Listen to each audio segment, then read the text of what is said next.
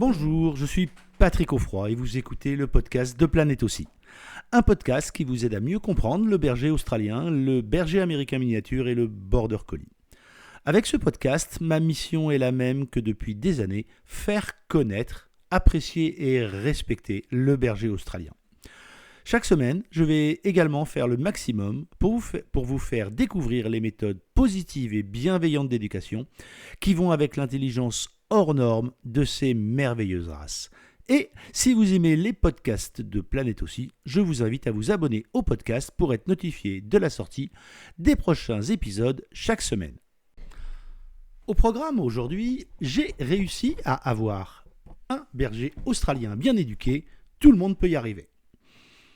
Personnellement, j'ai sauté d'un pont de 35 mètres et je n'ai pas trouvé ça difficile.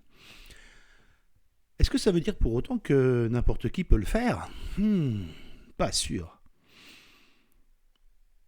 Les bergers australiens, les border collie, les mini aussi, ont cette particularité d'être une race avec beaucoup de variabilité génétique. Ça se voit au niveau de la robe, mais ça se voit aussi au niveau du caractère.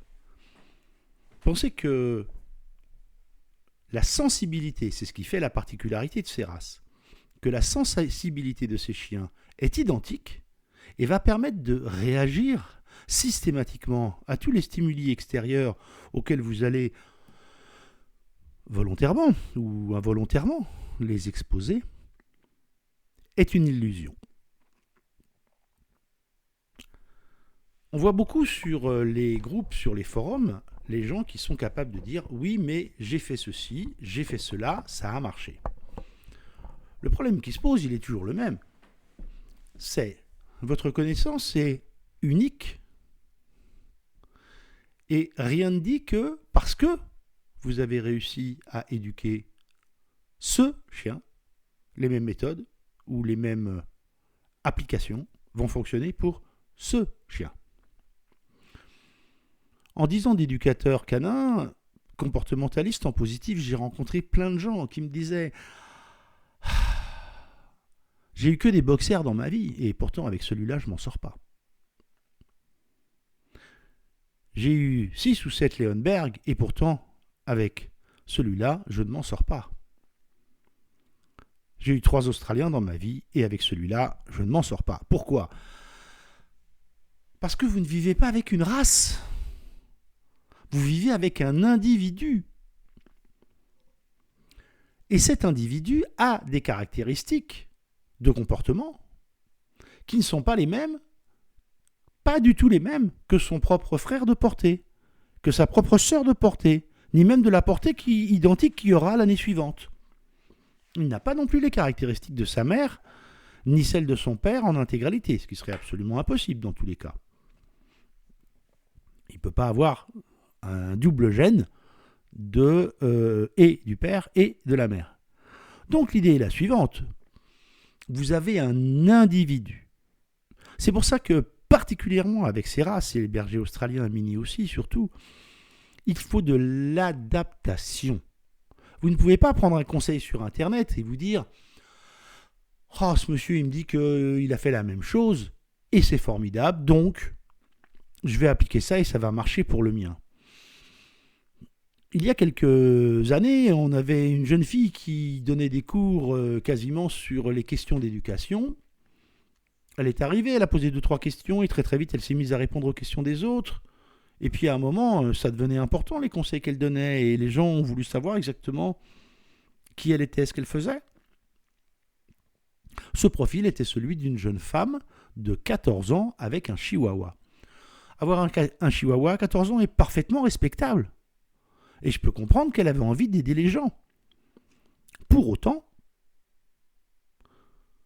on ne peut pas transmettre, on ne peut pas dupliquer l'expérience d'une personne avec un individu chien sur votre problématique à vous avec votre chien. Un des autres problèmes que je rencontre très souvent, et chaque fois que je lis ça, vraiment, j'ai beau rester calme, ou tout au moins essayer de rester calme. C'est la question de la réactivité des chiens. Mon chien est compliqué en balade, comment je dois faire, etc. On dirait qu'il n'y aurait qu'une seule solution immédiate, simple, qui permettrait de régler tous les problèmes. En fait, il y en a une pour régler les problèmes. C'est l'isolement. Si vous ne le mettez plus en contact avec d'autres chiens tendus, compliqués, il ne sera plus, lui non plus, ni tendu, ni compliqué. Mais en dehors de ça, si vous voulez avoir une vie sociale, si vous voulez que votre chien soit sociable avec les autres chiens, animaux et autres, humains, je parle bien sûr, alors il faut mettre une stratégie, et les stratégies là, elles ne peuvent être qu'un accompagnement par un professionnel. On ne peut pas, sans arrêt, tout dupliquer sans se poser de questions. Non, ce n'est pas possible.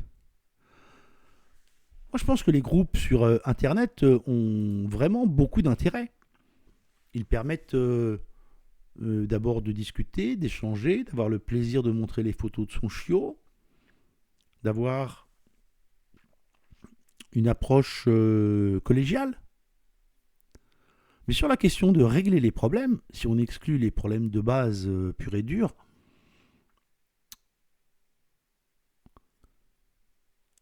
la sensibilité de ces chiens fait qu'on ne va pas pouvoir donner à chacun le même conseil. Le risque, quel est-il ? Je fais aussi de la formation professionnelle. Et je dis à mes étudiants, attention de ne pas faire pire. Parce que parfois, le mauvais conseil, pour ce chien-là, va créer une situation pire que celle qu'on avait au départ. Il n'y a pas de volonté de faire mal. Personne ne donne des conseils pour ennuyer son voisin ou le mettre en difficulté. Au départ, chacun est de bonne foi. Mais la valeur du conseil de la personne qui a réglé son problème par ce moyen avec son chien ne signifie pas et ne signifiera jamais, particulièrement avec les bergers australiens, les borders et les mini aussi, de régler le problème de votre chien et de votre problème avec les mêmes solutions à coup sûr. Ça n'existe pas. Ça pourrait exister dans un monde parfait. Malheureusement, on est bien placés, vous et moi, pour savoir que, avec un berger australien, on vit dans la réalité tous les jours. Et que chaque jour, il est là pour nous aider à nous remettre en cause. Et que c'est sûrement pas avec des vérités toutes faites qu'on va régler les problèmes. Je vous souhaite une belle journée. À très bientôt. Merci d'avoir écouté ce podcast jusqu'au bout. J'espère que l'épisode vous a plu. Avant de vous quitter, je vous invite, comme toujours, à vous abonner au podcast pour ne pas manquer les prochains épisodes. Et surtout, n'oubliez pas de laisser une note 5 étoiles et un commentaire sur Apple Podcast. Cela vous prend moins d'1 minute et vous n'imaginez pas à quel point cela aide à faire connaître le podcast à plus de monde. Et en plus, je suis toujours content de lire tous les commentaires. N'oubliez pas d'aller voir également le site planètebergeraustralien.com, tout attaché en un seul mot sans accent, pour d'autres ressources. Amitié du Tarn et à très bientôt sur le podcast Planète aussi.